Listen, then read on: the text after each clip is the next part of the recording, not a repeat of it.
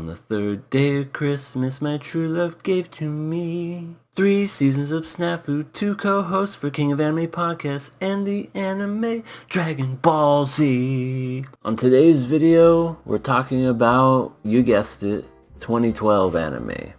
No particular order, these are just animes that I've seen in 2012.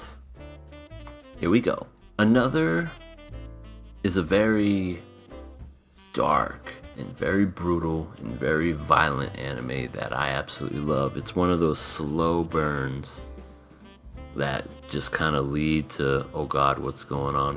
It's very reminiscent to Higurashi. If you haven't seen Higurashi, definitely check that one out.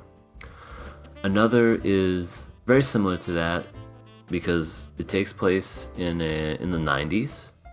Higurashi's in the 80s, but another is in the 90s, so it's a period piece. There's unexplained death that happens in the show until we find out later on what causes it. The only thing that I would say takes away from this show is, and I agree, a lot of people feel the same way, that the ending is very, I don't know, the ending itself could have been better. It's a decent ending. It's not a great ending. It's okay. But overall, I think this is a show, because it's only 12 episodes long, that you could definitely check out in a weekend. It's really fun, really awesome, really neat. High School DxD is a shameless harem. Let's face it. We have our main dude with he becomes a demon, and he gets like this mechanical dragon arm that says Busto, which is great. And he's surrounded by demons who are very attractive, and it basically just, there's demon fighting in there, slipped in there in some way, but there's like, the plot's just basically just like very sexual. This is an ecchi harem for sure. Overall, it's fun, exciting. It's shameless, and it doesn't care who knows it. Recorder and Rensenal and Recorder and Rensenal Season 2. This show is very much a it's innocent, and it's ridiculous in its concept. You have the older sister, who is the height and small shape and stature that of a lolly, but she's supposed to be a teenager. Then you have the younger brother, who's, I guess, like Jack. He looks like a teenager, or even close to an older, maybe even young adult. But he's like young. So every time he's with his friends, the cops think that he's some pervert old man trying to like creep on these kids, and he's like, no officer, I'm 10. And that's kind of the butt of the joke throughout the series. And then I think at one point, like, one of the sister's friends like falls in love with her younger brother, which that's comedy gold within itself. My only gripe is that I wish the show was longer, and what I mean by that is the show itself, it's not a traditional, like, long 30-minute show. The episodes themselves are like, I forget how long, like 2 minutes? There's something that you play in between, like, shows.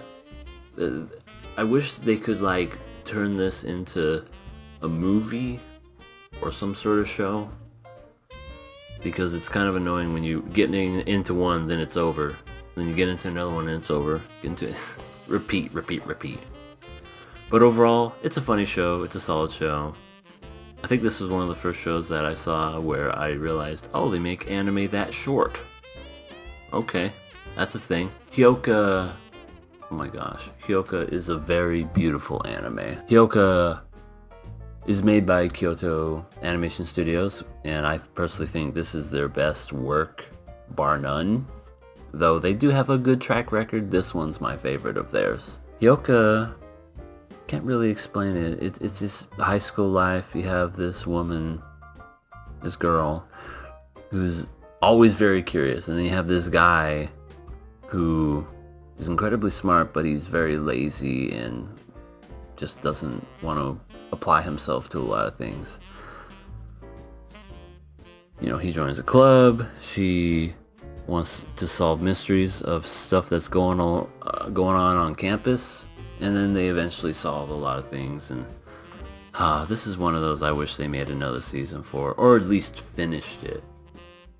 I would love to see another season of Hyouka. Such great characters, such great animation. A show that I absolutely adore the more I watch it. Kuroko no Basket, or what's the English translation? Kokoro, the basketball Kokoro plays?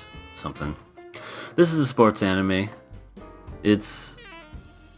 how could I explain it? It's a sports anime that's basically like Dragon Ball mixed with people playing basketball, because you have your idea of how people play basketball and you see how people play basketball, but then when you watch this show, the most ridiculous things that you see in the show, you're just like, what is he doing? Oh my god, the ball's disappearing. Oh, he's lightning quick, when all he's doing is just like a fadeaway.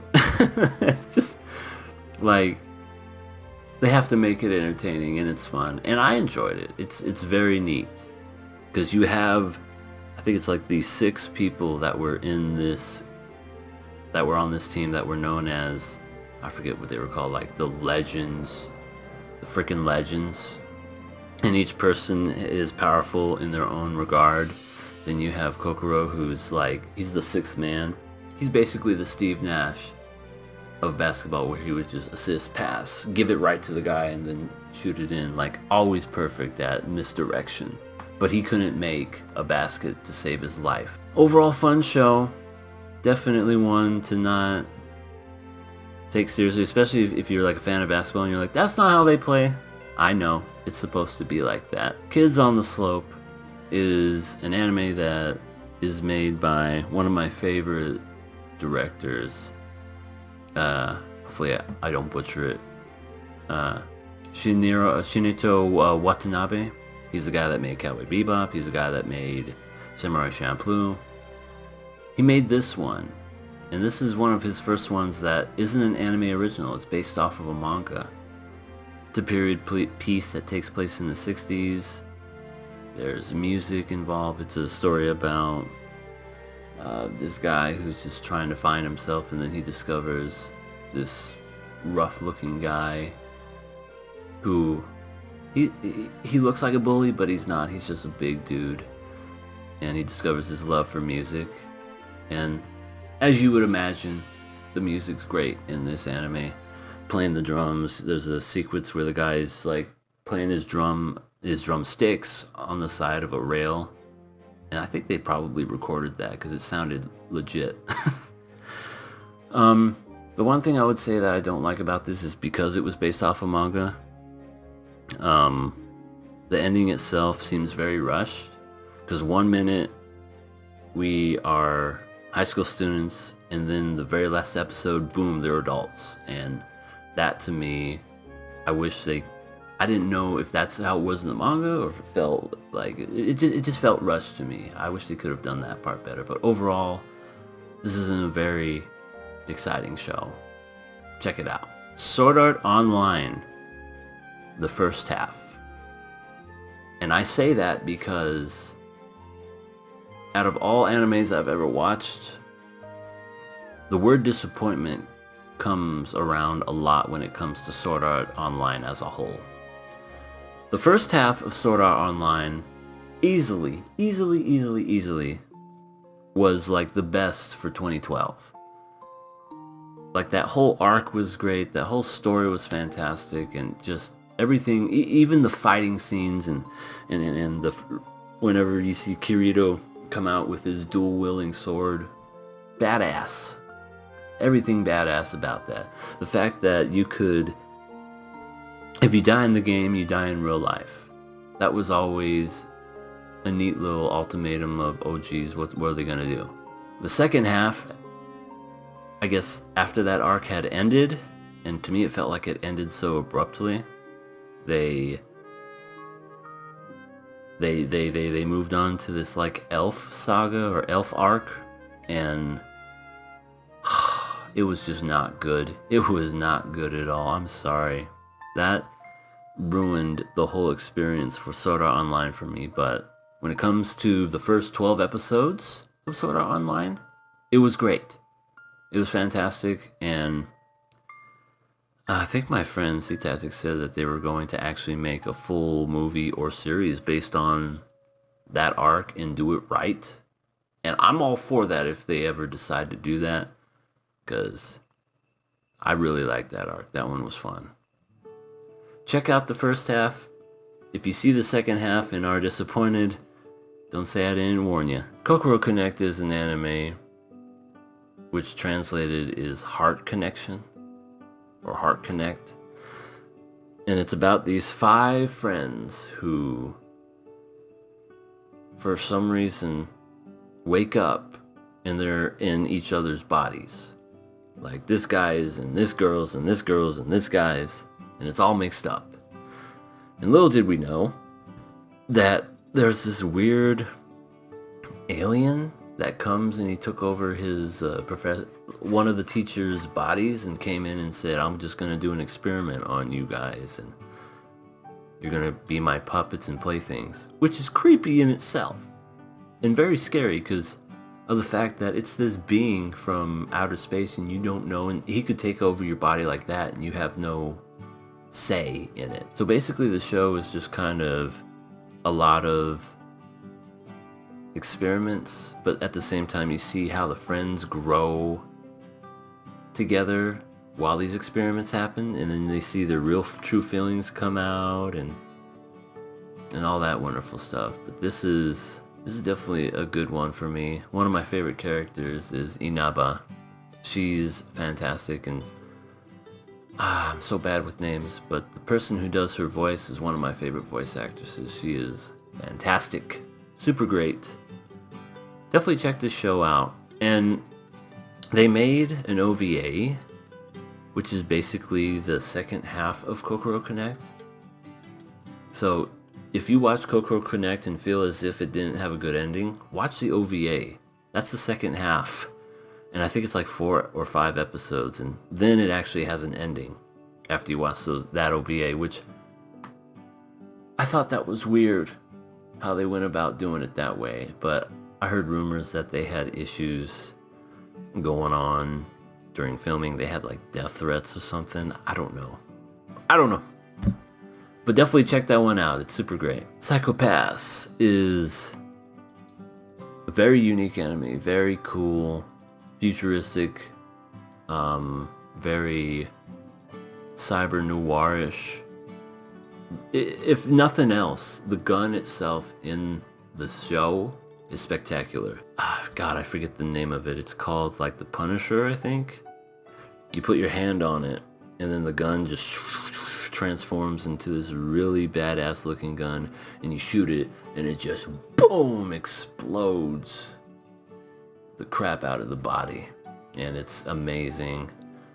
This show, it takes place for the perspective of these cops, and you really do see the main character, who is the girl, turn into this absolute badass. When she started, she was this timid, didn't know nothing about anything, shy woman, and just slowly became she eventually became like leader of their department once her other, I guess the one that taught her everything, just kind of left. Overall, the show was fun. It was neat.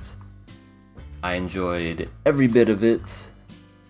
They made sequels of it. They made a movie of it. And they even have a third one coming out. I'm so behind when it comes to the Psychopaths shows. But the first one was great. The second one, which came out years later, disappointed me. But overall, the first one is exciting. Jojo's Bizarre Adventure basically got me introduced to this amazing show. And little did I know the journey I was going to go on. This was fun. This was incredible. If anyone knows anything about JoJo, I don't really have to explain much about this other than the name in itself says it all. It's bizarre. It's cool. This is the beginning point of the rest of the series, and you get to see the heritage of basically the Joestars. Basically, this starts in Europe, then we make our way on over to America with, the grandson, and overall, definitely check this series out, because it only gets better from this series. Love, Chenubio, and Other Delusions. This was one that I did not know what to expect when I watched it, and I said to myself at some points, why am I even watching this? The ending itself, easily one of the best endings I've ever seen in an anime.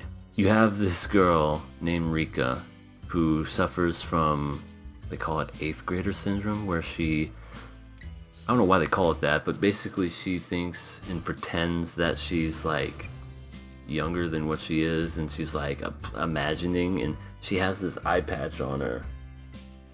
She's like, this is my powerful eye, and it shoots stuff out of my eye. I don't know if it's like a delusion or a syndrome. It's more of a, maybe they're not growing up, or maybe they're not acting their age. The ending itself is spectacular. The animation, Kyoto animation again. So great, so super, and overall, I highly recommend this one.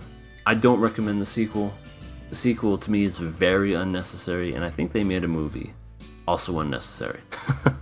Because the sequel introduced like a love interest, like another love interest who also had chenubio, which I was like, why? We already established the main character and Rika together. Why throw in another person out of nowhere? And when they're already together. Did not like it. Nope. Stick with this one. My Little Monster is, in my opinion, a very underrated show. We have this guy who is known as the Monster, who he's very bad at social interactions, let's say that. He beats up everybody, he has that mean look on his face, and he just can't get along, except, I forget her name. Main character, main girl here, she sees past all that and likes him for him. And deep down we find out he's not such a bad guy. He's just a misunderstood, very troubled individual who can't express his feelings all that well. I wish this show would have had a second season, especially the way that it ended. It said, oh, that's just the beginning. And I'm like, God, this is another dang manga introduction anime. Oh, I really liked all the different characters, all the side characters. It was pretty funny. This had good humor in it. I enjoyed it. And we had random chickens that were throughout it. Very solid show, but don't expect much. If you want to finish it, obviously read the manga. Batum! Oh. This was just a fun freaking anime. This was Battle Royale before Battle Royales became a thing, which they are now, like with Fortnite and Apex Legends and all that good stuff. Batum, simply, it's a simple concept. These people get thrown onto a deserted island. They have this gem in their hand that if they die, it gets released, and people have to collect these, and basically it is like a battle royale where the last person on the island wins, because everybody has to kill one another. Everyone has to fight one another until there's no other person, and the only way they fight each other is with bombs. No guns, just bombs. That's why it's called Batum. I guess that's the explosion. Really cool animation, because this is Madhouse again. Really neat, really fun. Again, didn't have a second season. Starting to notice a pattern here. Didn't have a second season. This is one of those, I wish I could have seen another one of those seasons and never got a chance to. But this one was fun. This one was self-explanatory, unadulterated fun, and enjoyable. Say I Love You is a very solid romantic anime. Basically, you have the most popular guy in school, luscious long hair, handsome and all that. He's more attracted to the shy, introverted, I guess, not plain, but I guess she just doesn't stand out as much. And he sees the beauty in her, and her name is May. And it's weird how they kind of like met on the first episode. Like, she was afraid that she was being stalked by somebody, so she was in a convenience store, and she calls him up and says, "Hey, I need you to help me." And he's like, "Oh shit, let me help you." Goes and helps her, and in order to like distract the guy, he plants one on her, and that was her first kiss. The ending itself, I thought, was pretty solid. I felt like they could have told more of a story because I was so interested in those two's relationship. Even the side characters were neat. The guy with the mohawk was really cool. I wanted to see more from him. The other girl's friend who got picked on because she had big boobs was a neat dynamic. But overall, this was a fun show. Really, a really good romantic story, and I would recommend it. And that was all of my shows for 2012. Tell me what you thought of them. Was there any shows that you thought I should have watched? Drop a little comment down below so you can tell me which ones I should have watched instead of the ones that I saw. Alright, see you in the next video.